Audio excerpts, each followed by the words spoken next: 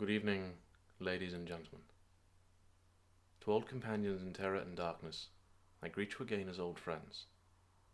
To those who are hearing my voice for the first time, I must impart a warning, directed to those of a delicate or sensitive nature.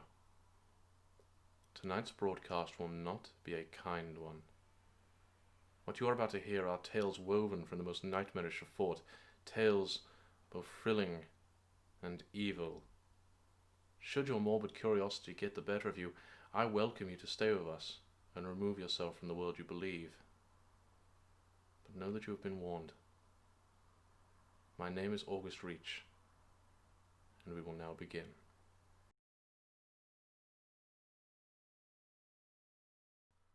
Good evening.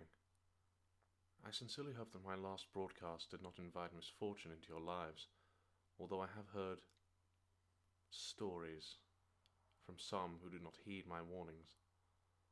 I feel the need to emphasize once again the utmost importance of keeping fire with you. It is only for the most unlucky or poorly protected that immediate consequences should befall you. The evil beckoned by my broadcast behaves like filth. It seldom manifests itself on us all at once, instead seemingly building up over time. In this respect, the presence of fire is like a cleansing, removing the filth from your bodies. Evil will cling to your essence and attract the paranormal to you, like the pungent odor of a meat to a wolf.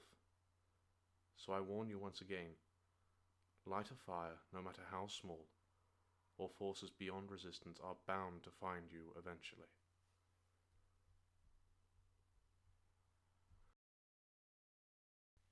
For some of us, the rain is a welcome phenomenon, providing life-affirming water to crops and the land, replenishing the natural world around us, and providing a sense of comfort and calm if you are inside to some. However, there is another type, rare though it may be, that does not provide this benefit. Have you ever looked towards the sky during the rain to see the clouds rushing by at brilliant speeds, almost dauntingly low? If you do notice these quick skies, try to stay inside until the rain subsides. Our first story is titled Debts Repaid.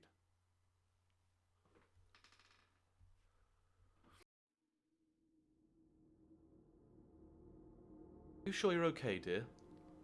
Why did his mother always insist on calling every evening? He dreaded those evening calls.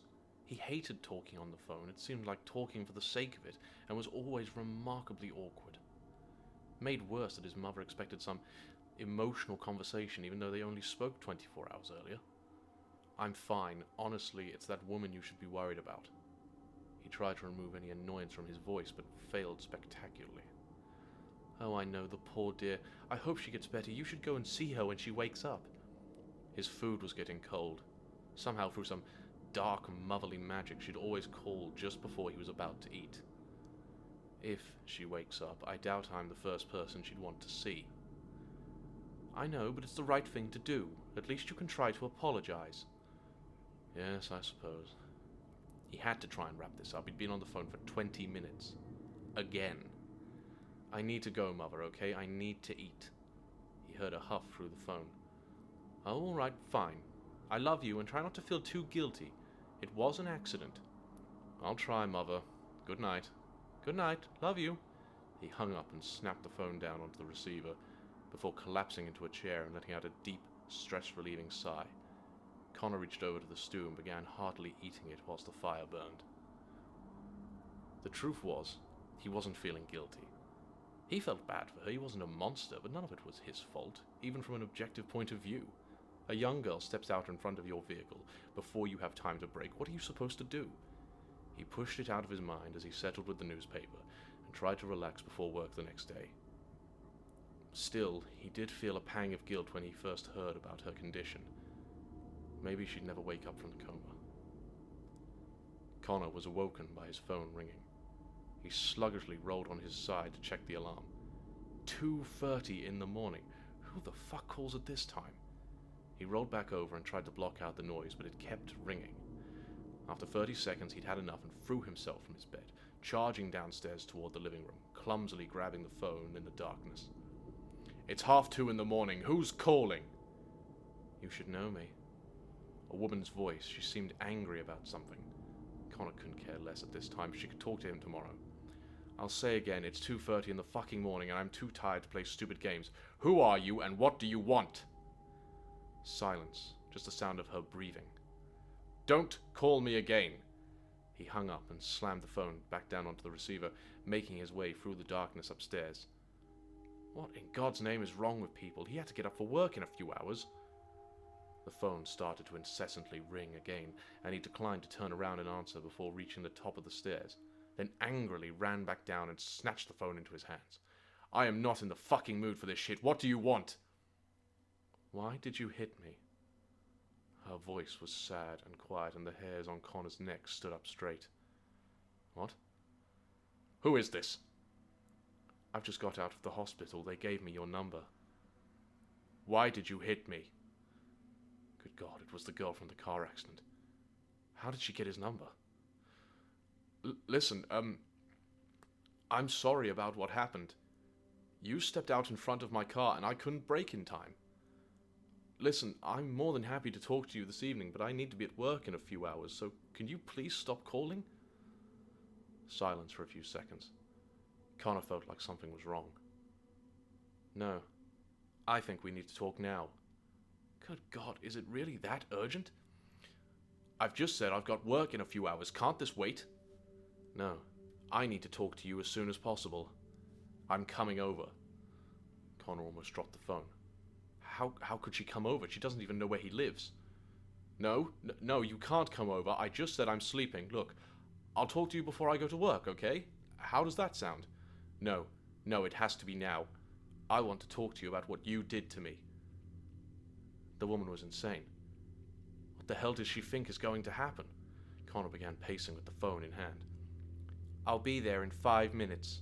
She hung up the phone, and presumably was going to be at Connor's house in 5 minutes. Connor placed the phone back down and stared into the darkness. She's coming to get revenge. That must be it. It wasn't fair. He hadn't even fucking meant to hit her. It was an accident, and now this crazy woman was coming to get him. He once again grabbed the phone, about to dial in a number for a friend who lived not far away from his. Just before he called, though, it dawned on him how he wouldn't be taken seriously at all. A woman coming over to see him at 2:30 in the morning, and he was fearing for his life? It was beyond pathetic. It was embarrassing. He'd be laughed at. No, he had to deal with this himself. It was just one little woman. He could scare her off, couldn't he? Or at the very least talk her down, or if necessary, overpower her.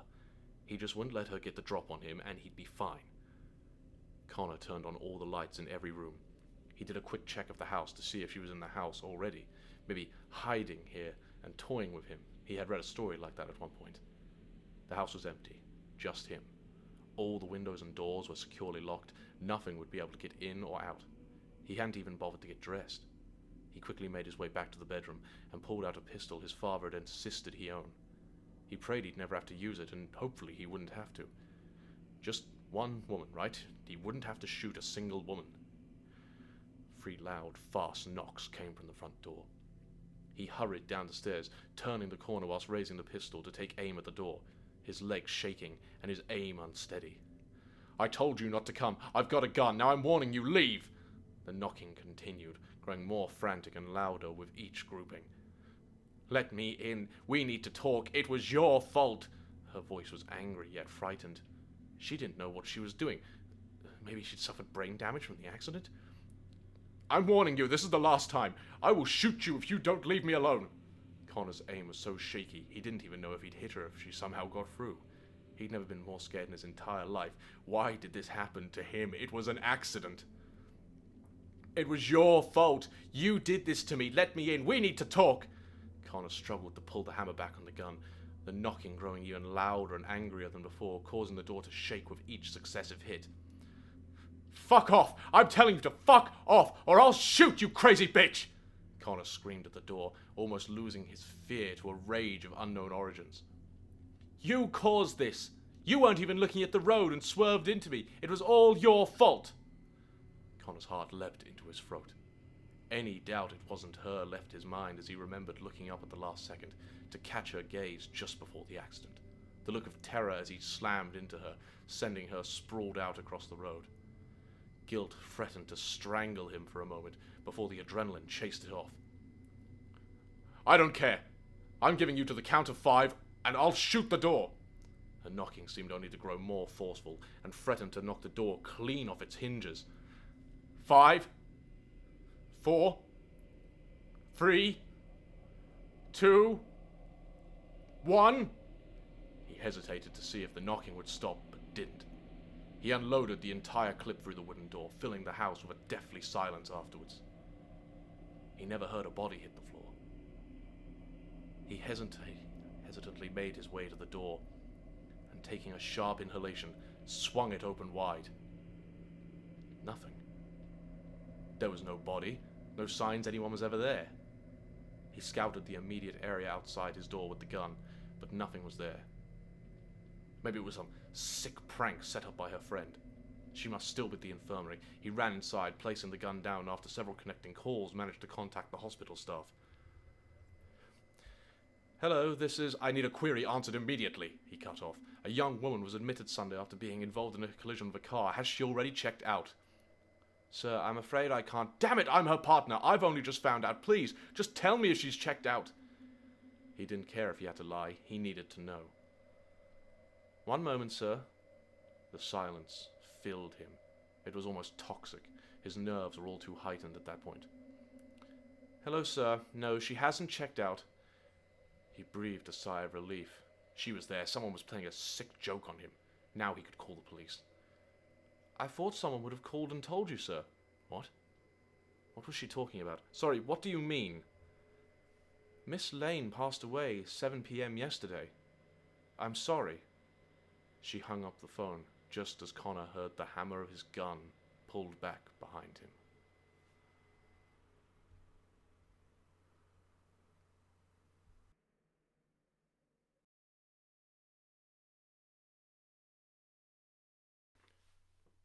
In a strange turn, these clouds are almost never a dark grey, often much brighter and softer looking. They are also never seen in a storm, with lightning being a much more holy phenomena that wards away such evil, but I will explore that another time. The clouds themselves are not dangerous, but what lurks between them. They are known as whispers, translucent cloth-like entities that flit between the fast-moving clouds, waiting for a target. They will swoop down in the wind in the blink of an eye, snatching anyone in the open, before ascending rapidly and sharing their prey with other whispers. They do not feed often, perhaps only needing to once or twice a year, but they have never gone hungry due to their secondary tactic. Our final story is titled The Piano Man.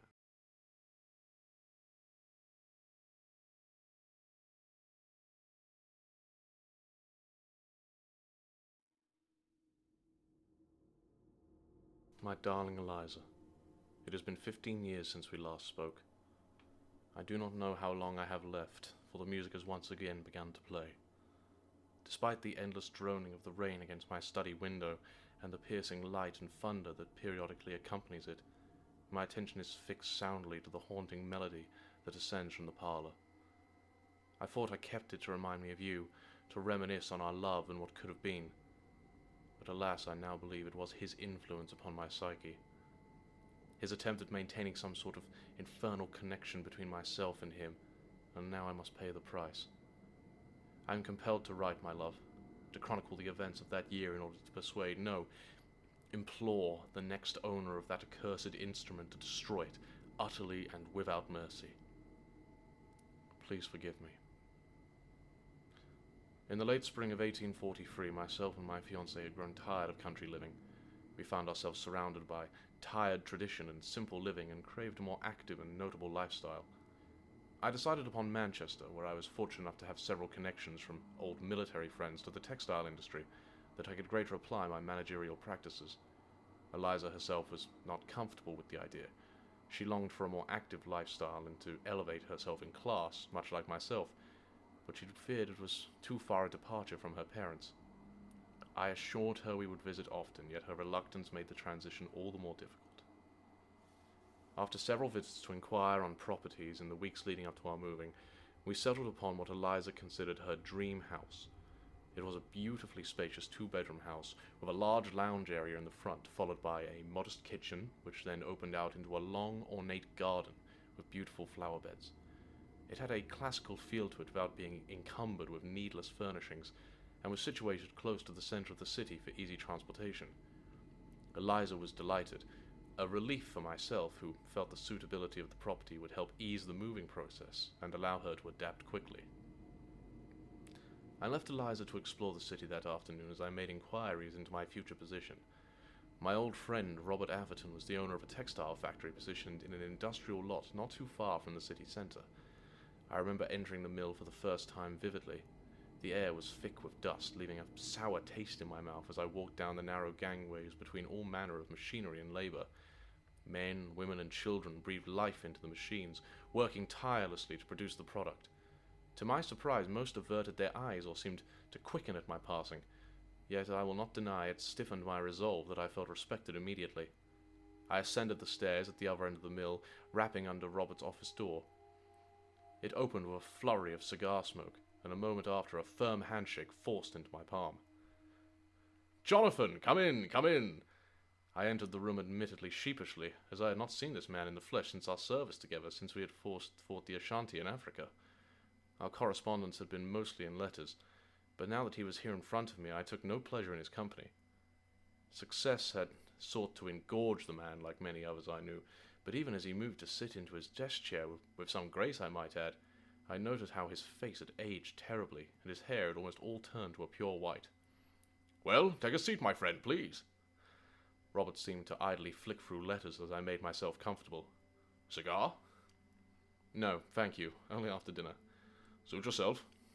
So, as we have discussed your terms of employment, there are many more matters to discuss before I can give you a formal offer. And to clarify, despite our history, I will not offer you the position if you are not satisfactory. Are we understood?" He flicked through papers as we spoke, as if my presence was an afterthought to his busy schedule. "Robert, I should not wish to work for a man who would offer me employment based solely on the hardships we endured between us many years ago.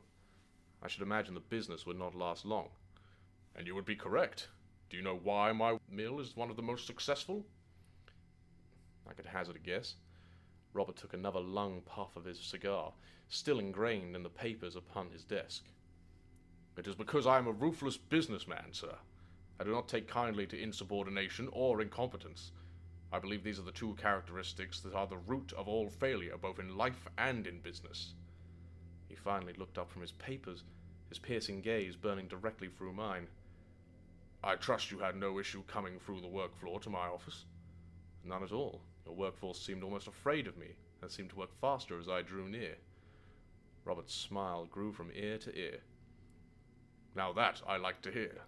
It seems you have the correct character for the position, Jonathan. Not that there was any doubt in my mind, given what I remember of you. I understand you are to be married."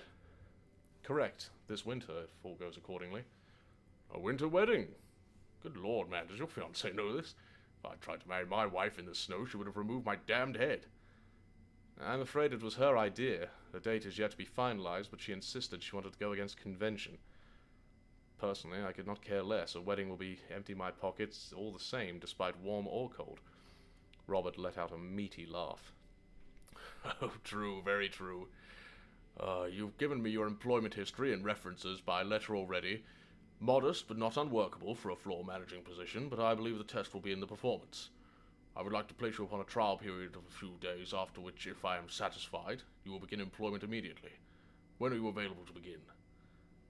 Robert put out his cigar and a glass ashtray upon his desk, his attention now fully focused on me. "I can start tomorrow, if that is to your satisfaction. I'll put myself into a hotel and send Eliza back home to rest for a few days." "Excellent, I look forward to it." Robert stood from his chair and extended an arm across the desk. "Always a pleasure, Jonathan. Please, give my best to your fiancée." I took his hand and firmly shook it. "I will, Robert, and give your wife my best as well." I turned and left quickly, having now felt more at ease despite my old friend's shocking appearance. Events progressed quickly after this. My trial days as the floor manager proceeded smoothly, the workforce already being complacent and willing to impress me. I took Robert's advice to heart. reprimanding those who showed disobedience or incompetency, but was determined not to become tyrannical in my methods. Robert employed me after the trial period, allowing us to purchase the property and be moved in with only 2 weeks of the employment offer. In the months that followed, my skills were put to use in improving products and profits, resulting to the much of Robert's newfound satisfaction. Unfortunately, around this time, Eliza's father had taken ill, a terminal prognosis. Eliza left to stay with her parents for the short duration of life he had left, but I could not bring myself to go with her. Robert would not tolerate such an extended absence from work, and I had to ensure the house was maintained and cared for. Robert, though, concerned for my well-being in the absence of Eliza, invited me to dinner one evening with himself and his wife. I decided to walk that evening, as even though it was a horrendously wet evening, I could not bring myself to spend money on a carriage for just myself. Once I arrived at Robert's, I was drenched from head to toe, and was severely reprimanded by his wife for several minutes, much to his amusement. "You damned fool, you first upset me by bringing wet clothes into my house, but are you going to infuriate Robert if you take ill and cannot work due to your stupid decision?" It was all in good jest, but Robert lit a cigar and his smile faded at the idea of me being sick. I had come to be known as a fair and trusted floor manager in the short time I was there, and Robert was all the more hated for it. It suited his needs, though. Profits were up, and he was more feared than before due to comparison. "Leave the poor man alone, woman. No one asked you." Mary stormed from the room in a temper to fetch towels, leaving Robert to hand me a cigar. "My dear friend, why did you walk this evening?" "It didn't seem right to waste good money on a carriage just for myself." Robert sighed. "Come now, you can't neglect your own well-being simply because Eliza isn't here. What you have taken on if she were at home now and simply couldn't come." "I suppose you are right." I took a good mouthful of smoke and instantly felt warmer. "I always am. Come to the study and sit with me a while before dinner." His study was a beautiful room with several armchairs, fine paintings hanging above a decorative fireplace, and a beautiful piano situated to one side. "Are you okay, Jonathan?" "I'm fine. Eliza used to play many years ago, but unfortunately her father's piano broke and her parents could ill afford to repair it. I don't think she played since." I wandered over and ran a small finger over the top. Dusty. I doubt that Robert or his wife used it in many a year either. "That is a deep shame." Robert paused to take a long draw from his cigar. "Do you think she would play again if she had one?" "I believe she would. I know her father taught her. Perhaps I could purchase one as a gift while she is away. It may help her to mourn his passing when she returns." "It is odd, though, as I cannot remember the last time Mary played either. In fact—" Robert turned to the doorway. "Mary, please come in here for a moment." She entered, drying her hands with an old dishcloth. "Yes?" "Do you care much for this piano?" "I have not played for years, Robert." "Answer the damn question, woman." Mary once again seemed to lose her temper. "No, I do not care in the slightest, you old bastard. Now leave me be, I have dinner to prepare." Mary stormed from the room. "Oh, Lord, give me strength. That damned woman is a pain in my ass." "Why did you ask her that, though?" "Because, my friend—" Robert moved over to the piano and placed a hand upon it. "I will not have you buying a piano for your grieving wife when a perfectly good one sits here unused as a decorative piece of furniture. It is yours, my gift to you, for making me a much richer man." I was aghast. It was a beautiful piano, and honestly I felt like I did not deserve it. "Robert, I cannot accept a gift like this." "Nonsense, you can and you will. My wife seems indifferent to it, and it is not just a gift to you, but a condolence to your fiancé. I will have it delivered within the next week. Yes, and if you say it will improve her mood, I absolutely insist upon it." This was one of the kindest acts I had ever experienced, and I was completely taken aback by the impulsiveness of it all. I cannot thank you enough, Robert."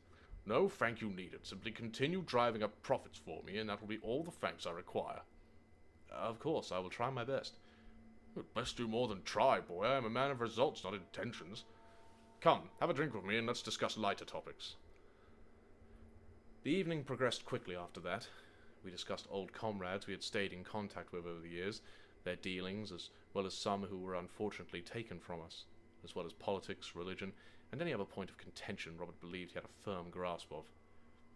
I was too delighted with the gift of the piano to try and produce some contrarian opinion to match his ego-fueled tirade, so I resigned myself to exploratory agreement with his discussions. Dinner was much the same way, of his wife being the only one to dispute him. I left that evening with a lighter heart. Not just that I had been given such a thoughtful gift, but more so that I knew this would in many ways soften Eliza's aching heart upon her return. 2 weeks later I received a letter from Eliza. Her father had peacefully passed in his sleep, and to my surprise she even mentioned the pain of seeing his piano in the lounge, untouched after many years. It was a sad letter, but I wanted the piano to be a surprise for her upon her return, so replied only with my sympathies and love, both to her and her mother. Robert, true to his word, had the piano delivered a few days after the evening meal, which held pride of place in the lounge. I gazed at it each morning, longing for the day Eliza would be back in my arms and filling the house with beautiful music.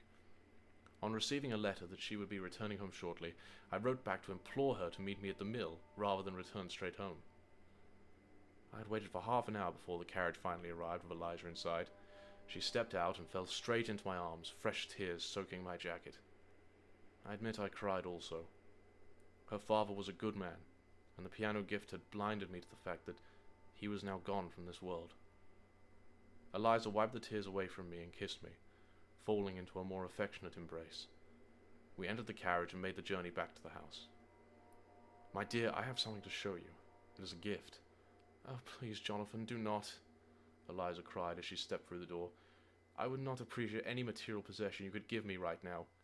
Please, my dear, go into the lounge." Eliza gingerly stepped inside. Freezing with astonishment, she laid her eyes on the piano. "What? I don't understand, Jonathan." "I know you and your father played many times when your piano still worked." I took her hands and cupped them into mine as I gazed into her eyes. "And I thought that perhaps if you had a working piano again, you would play sometime, and it might make you feel closer to him." She tried to push back the tears, but they poured from her beautiful eyes, and she wept into my shoulder once again.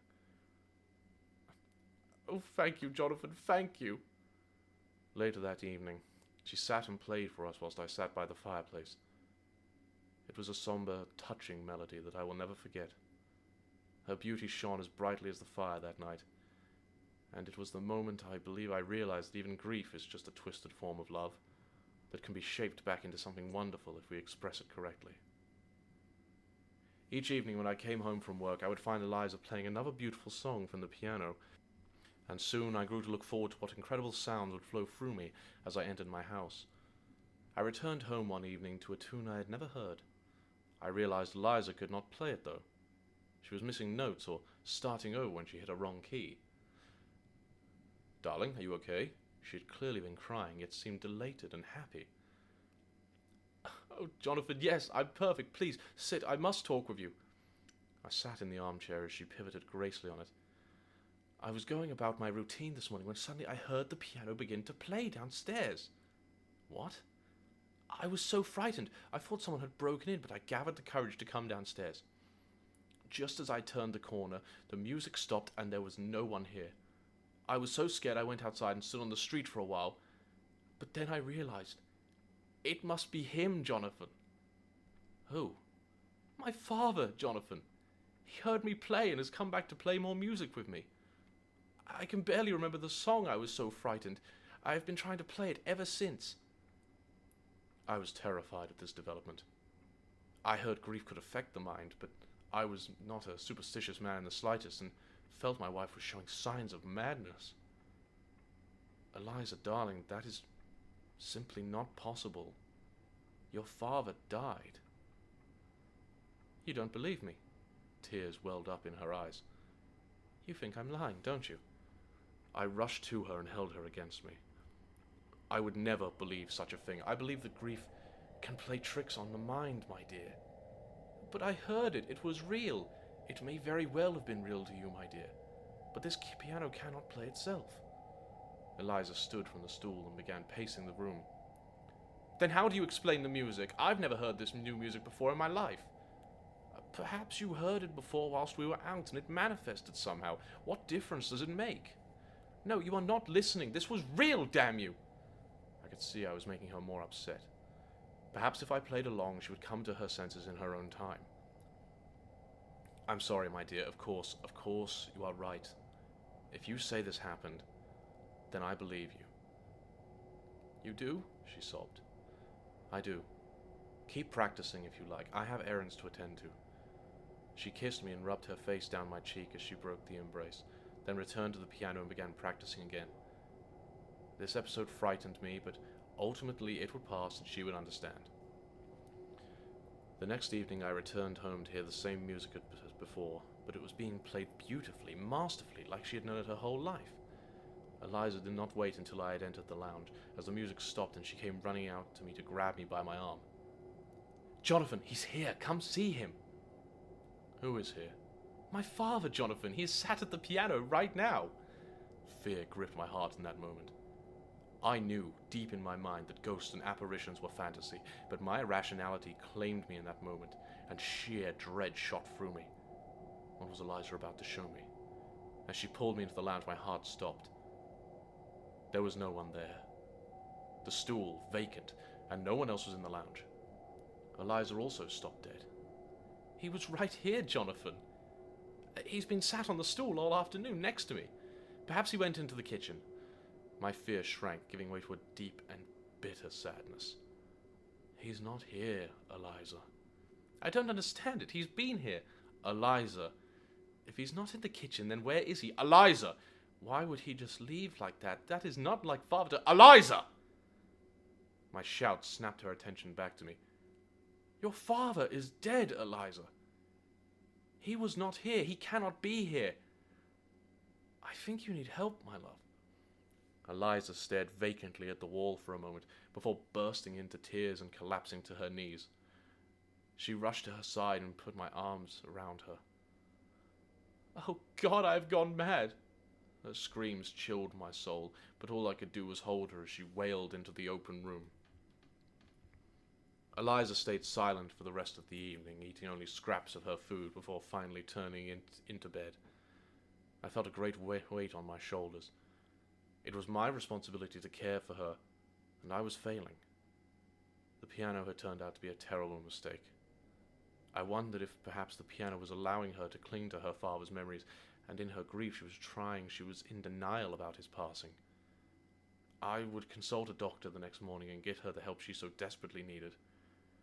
Once we had turned down for the evening, I attempted to hold her in bed, but she cast aside my affections and went to sleep. I turned and reluctantly did the same.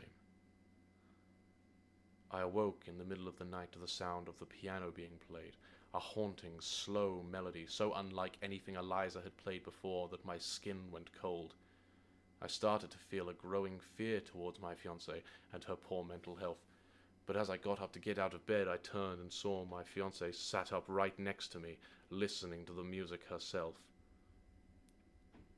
I told you my father was here. Now you can go see for yourself. My blood ran colder than ice, my body locked in place.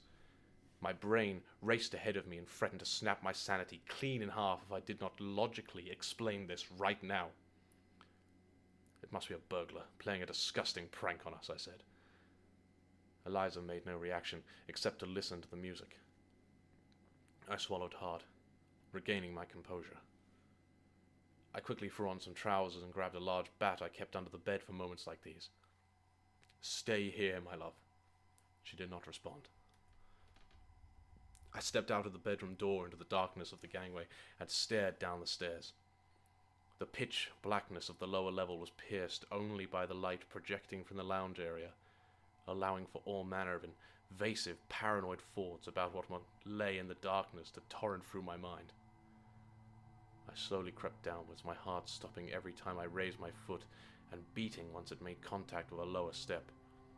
The music never ceased, playing slowly and methodically.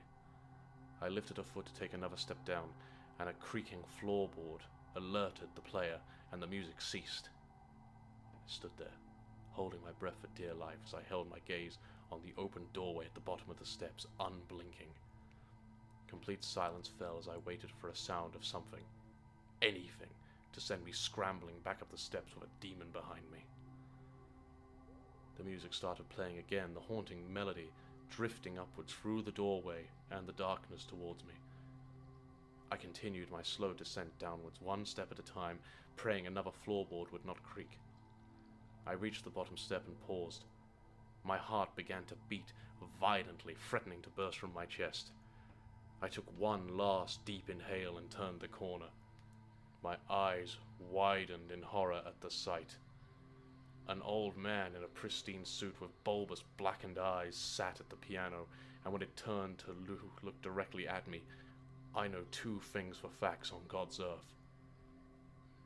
This was not human, and it certainly was not Eliza's father. The creature's mouth opened slightly, revealing sharp, jagged teeth, drool dripping onto the keys whilst its gaze penetrated the last reserves of willpower I had. Its hands crashed onto the keys, producing a horrid tone that seemingly flung the lounge door shut. I reflexively reached out and flung the door wide again to find the lounge empty. For a few choice moments, the silence threatened to deafen me. I gathered what little nerves I had left and proceeded to look behind every nook and cranny, test all the locks and bolts of the windows and doors. There was no sign of any attempted intrusion, nor any disturbance to the many furnishings lining the room. The creature had simply vanished. I returned upstairs to the bedroom, all energy seemingly lost to stand up straight, and no doubt my face had lost all color and youth. Eliza smiled at me, an expression I will never forget for pure revulsion it brought me.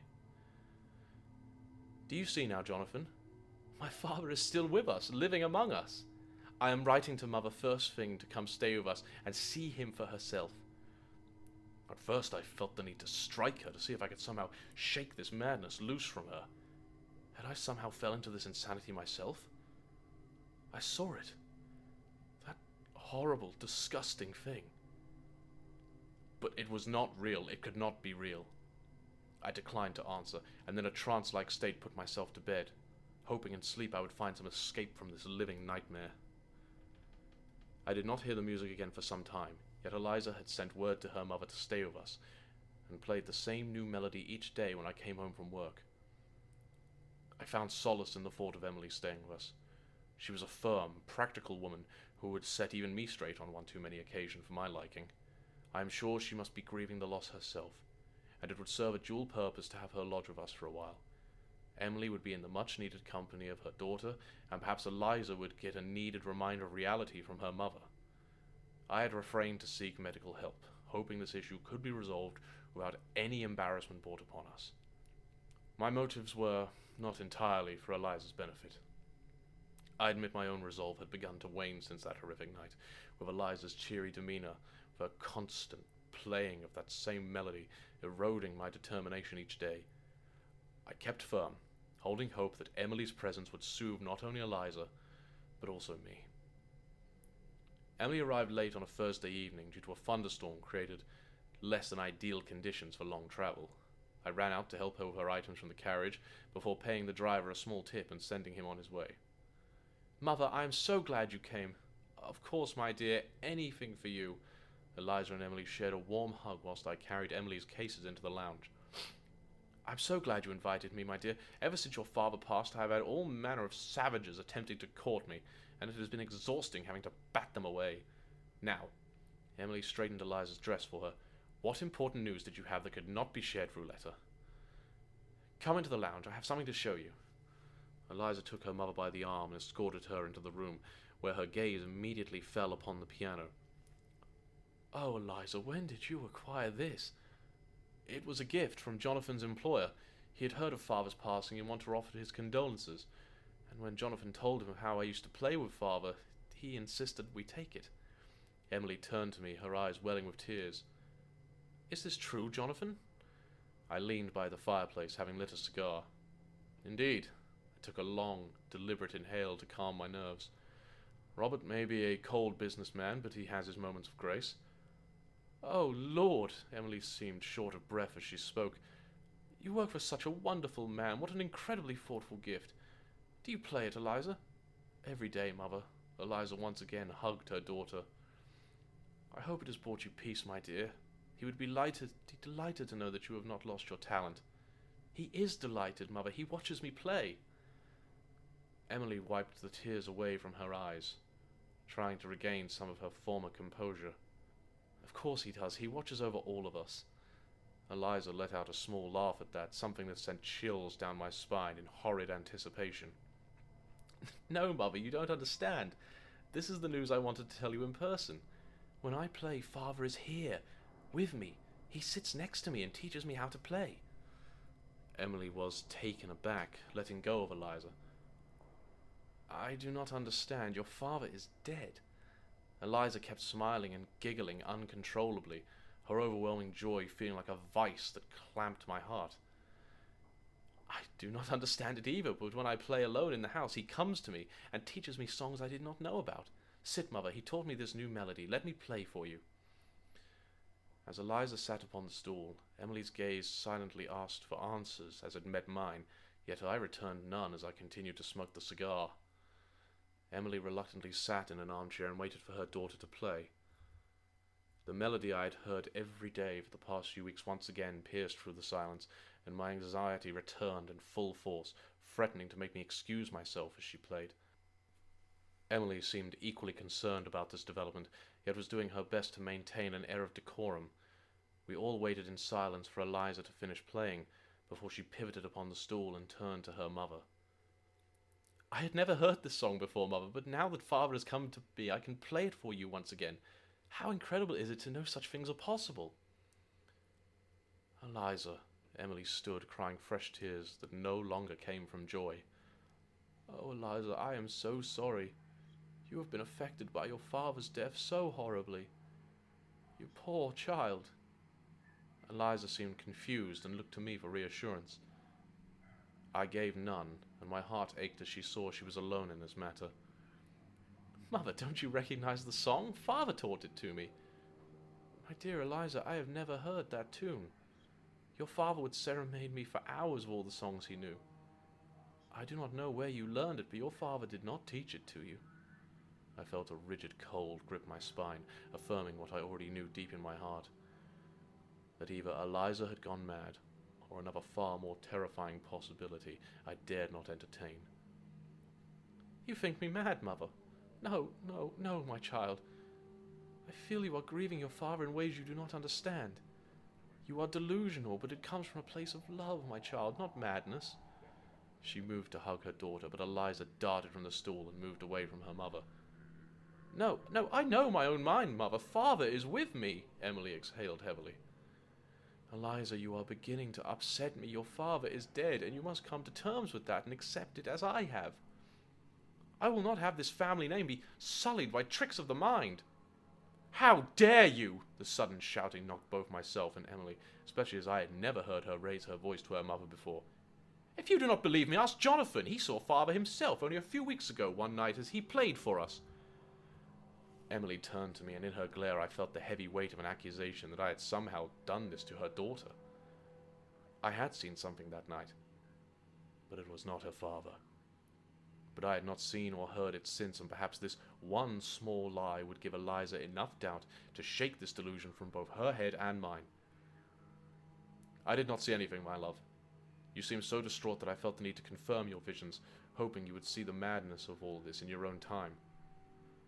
Eliza deflated, fresh tears flowing down her cheeks. She ran from the room and headed up the stairs. Emily turned straight to me, fire behind her eyes. How dare you, in her moment of weakness, you reaffirmed these ridiculous notions when any good man would have held his partner and given her nothing but the truth? Whatever possessed you to go along with this nonsense? I considered for a moment telling her about my incident, the horrid, evil thing that sat upon the stool. I realized, however, it would make me look all the more insane by comparison, as I had no grief to fall upon, and most assuredly I would lose my beloved Eliza when Emily decided I was no longer fit to be her husband. Once again I lied. What was I to do? I had tried to convince her of the nonsense of this several times, Emily, and she gave me no ground on her beliefs. One evening she sat upright in bed, saying she heard music from downstairs. Of course there was none, and in my tired state I came down here, saw there was no personal music, and returned to the bedroom. She insisted the music was being played, and I placated her in an attempt to calm her. I agreed to have you resident in my house to help me understand and cure her of these delusions, not accuse me as the source of them. Emily still seemed fired up, but had no more tirades to direct at me. Do not lie to her again, Jonathan, even to placate her. A man should know better than to entertain fantasies as toxic as these, even in inconvenient moments. I must see to my daughter. Make yourself useful and place my things in my room. That evening we ate together, and though Eliza and her mother had calmed down, the air hung thick with long silences and stilted talk. We all retired early that evening, of which I was particularly glad, as I believed the next day would be the true start of the healing process. Emily stayed with us for several months. The routine was sturdy and welcome, and Emily's presence in the house began to heal my nerves. Each day I would go to work, satisfied in the knowledge that Eliza was not alone in the house, and return to a full meal and welcome company. My work improved once again, much to Robert's delight, as I had never told him of the trouble we had experienced, and he confessed he thought I was beginning to grow weary and tiresome on the work floor. I could ill afford to lose this job, so once again I praised Emily's presence for restoring some semblance of normalcy to our lives. Eliza's condition improved as well. She didn't have any hallucinations of her father once her mother arrived, and I attribute this to no longer being isolated in the house. Her mother was now a constant presence, and I admittedly hoped she would never leave. My relationship with her improved as she noted my dedication to our work and the way in which I spoiled her daughter, and in this time my happiness felt fully restored, with my wife seemingly acknowledging and fully recovering from her grief-stricken delusions.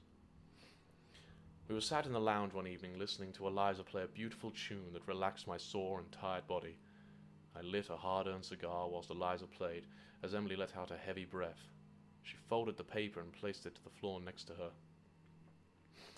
Eliza, I believe it is time for me to return home. I took a glance towards her, and Eliza stopped playing, pivoting upon the stool to face her.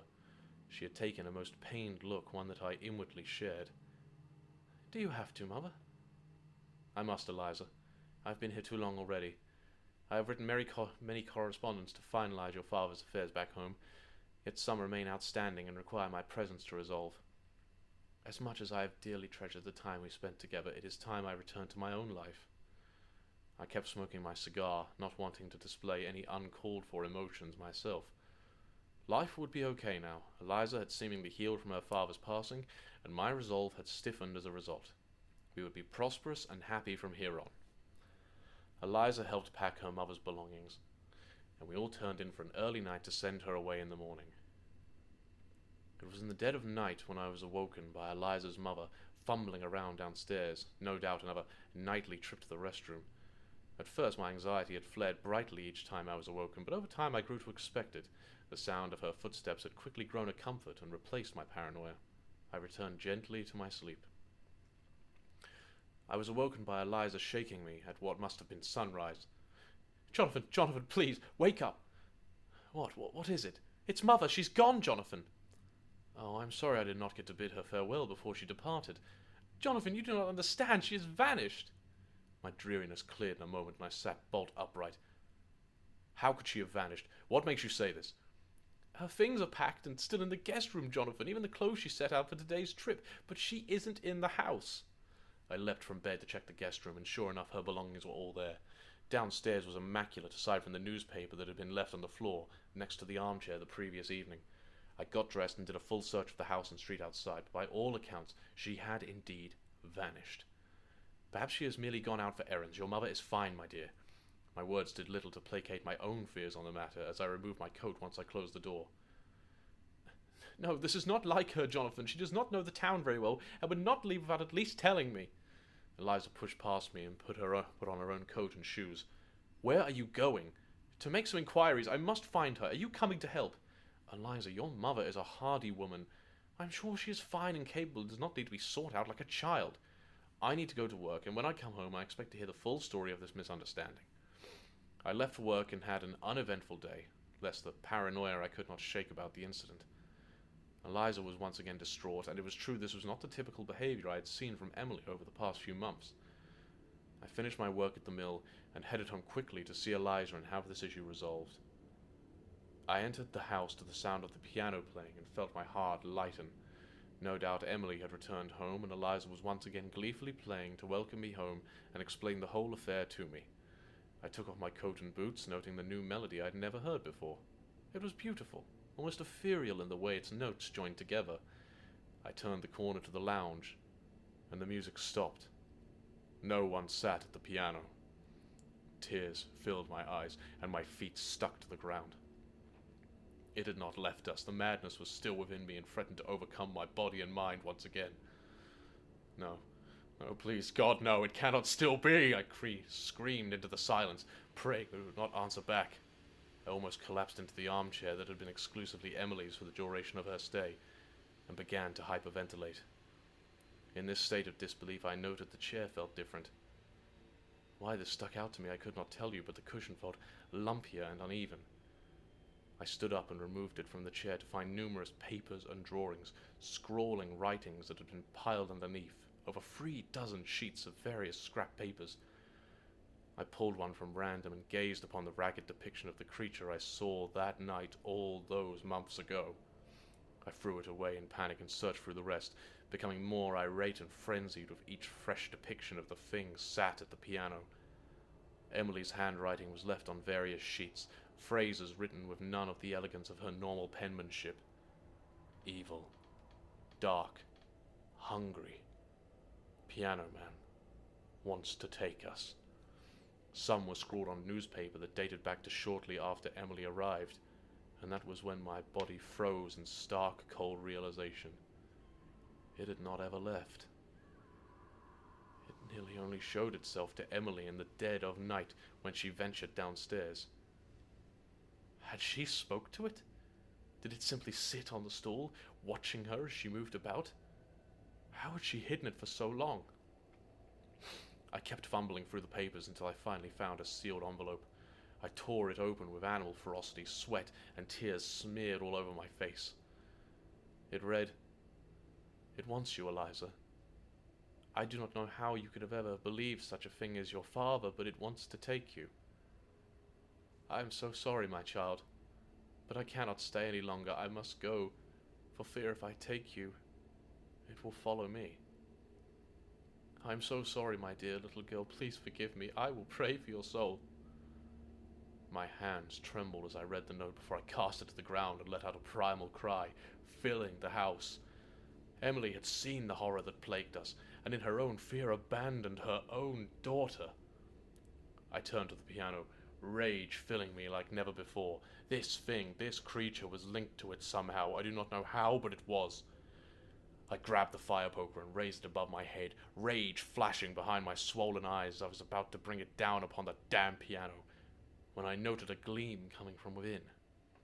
I dropped the fire poker and reached my hand inside, finding purchase on something small and slimy. I pulled it out to reveal Emily's wedding ring, a sacred trinket that she would never have left behind.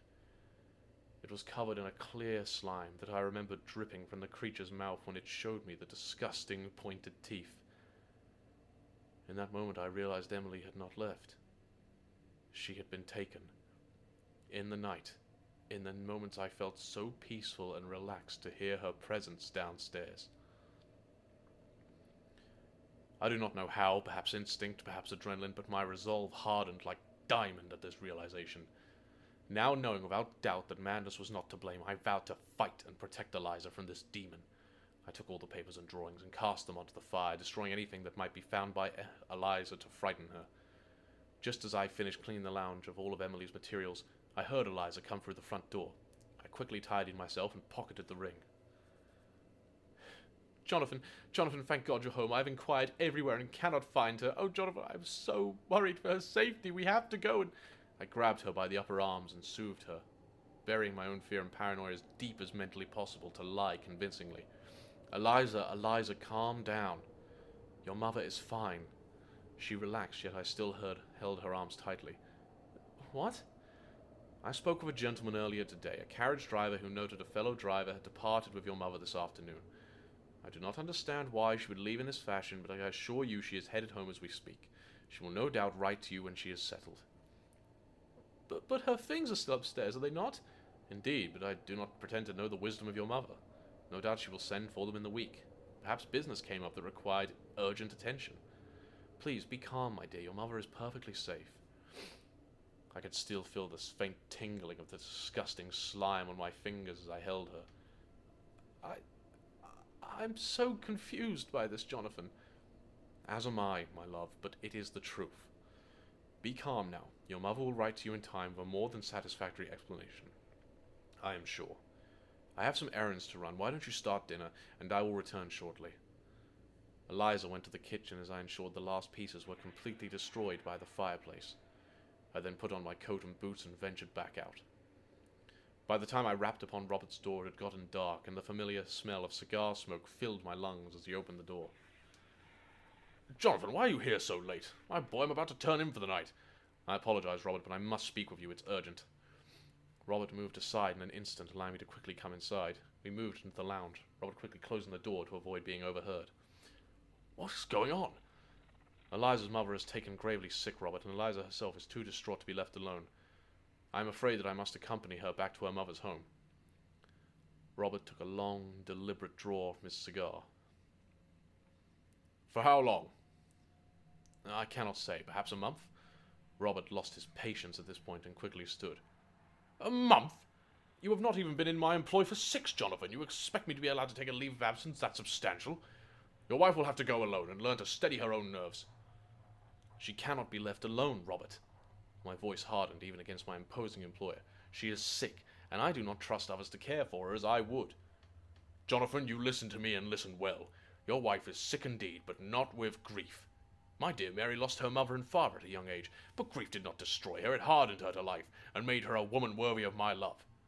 You are too soft on your fiancée, boy. She requires expert medical treatment, not the limp platitudes of your affections.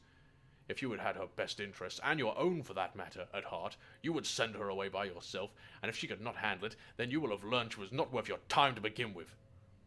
I stood dumbfounded. After all the affection and empathy he had initially shown, now that his business was in jeopardy, I could see the truth behind his actions. I was not surprised by his character, but this outburst shocked even my expectations. "Robert, I warn you." My voice slowed and deepened with rage I had not felt in a long time.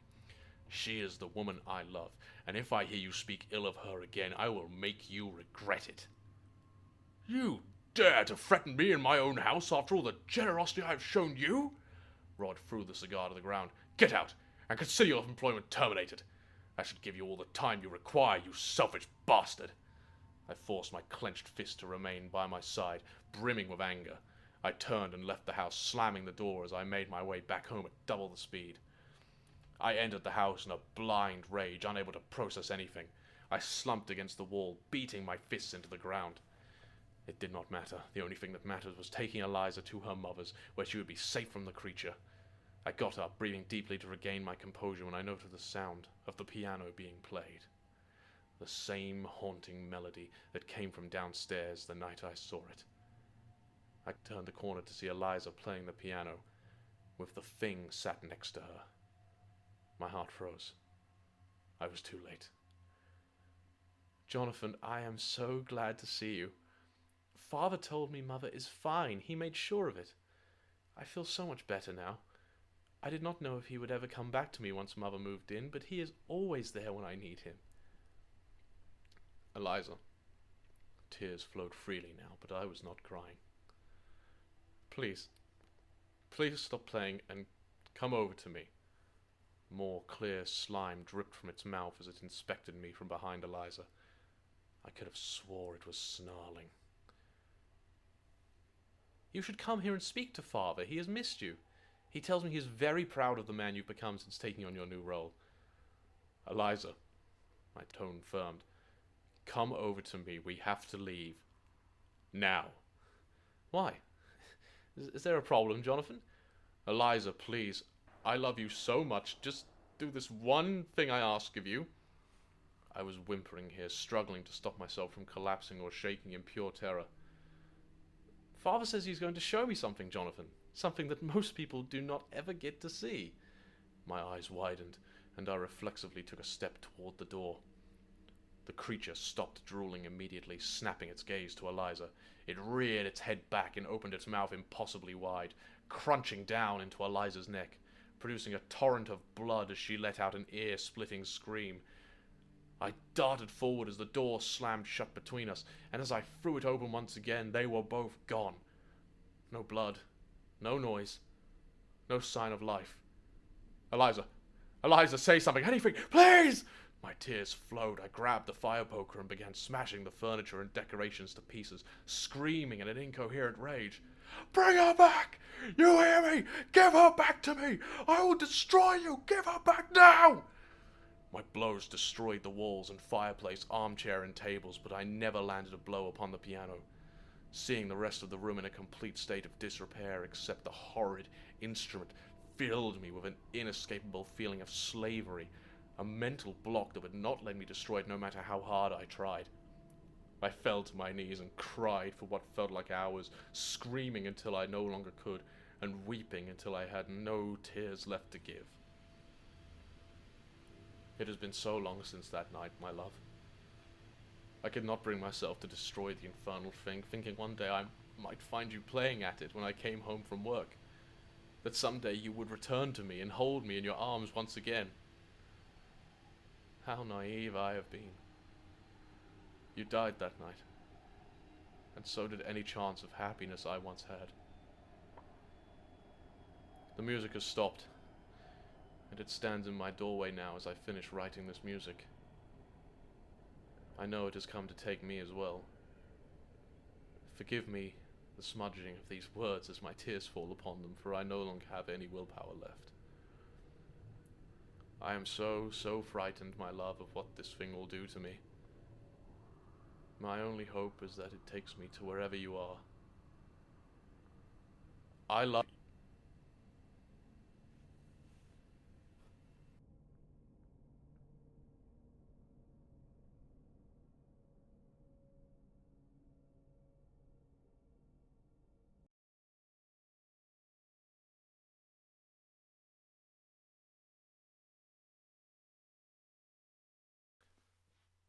Whispers are cunning entities, and when threatened with the prospect of death due to being unable to find prey, they can take the form of a person.